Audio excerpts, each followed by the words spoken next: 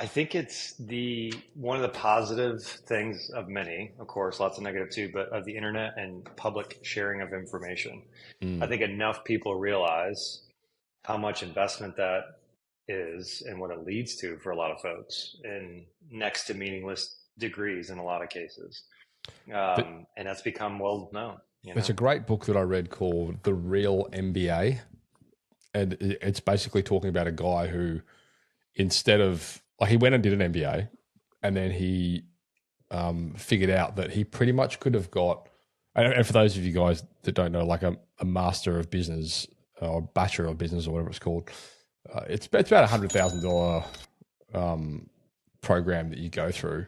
And this guy reckons he got more out of reading like 7 or 8 books, specific books, and then having the actual experience of starting the business and running it and actually living in it. It's a funny thing because I remember having these conversations with like friends and colleagues of mine that have done an MBA, and we're talking about different things in the business, and I'm like, oh right, that's what you call that. Yeah, this is what we do with that. Like it's that experience of going through it which really gives you the runs on the board, not so much the bit of paper, you know. Yeah, agree.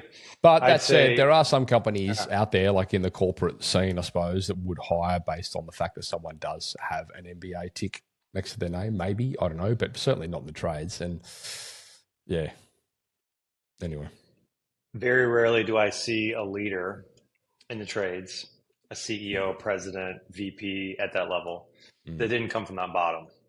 And I think that's one of the most endearing things about our market and our industry.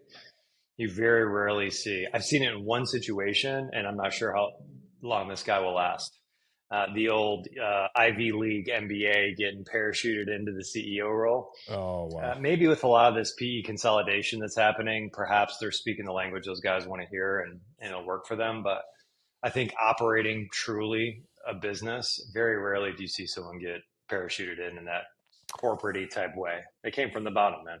Yeah. I mean, it's never worked in my business either. Like, and I think the ideal progression to somebody in that leadership position is someone that's been through different departments. They understand the flow of the I business, get and it. it's very hard to like drop someone into that. I mean, I know the big corporates do it, but then Yeah. you look at those big corporate CEOs and all those guys. How do they bounce from one industry to the next, and achieve success in that? And I think essentially it comes down to the fact that they have like a very good concept of people skills. They might not understand the product as well as perhaps the majority of people that work in that company, but they certainly Hmm. have a good way of building team and building culture and Yeah. bringing people together that are smarter and more knowledgeable than them.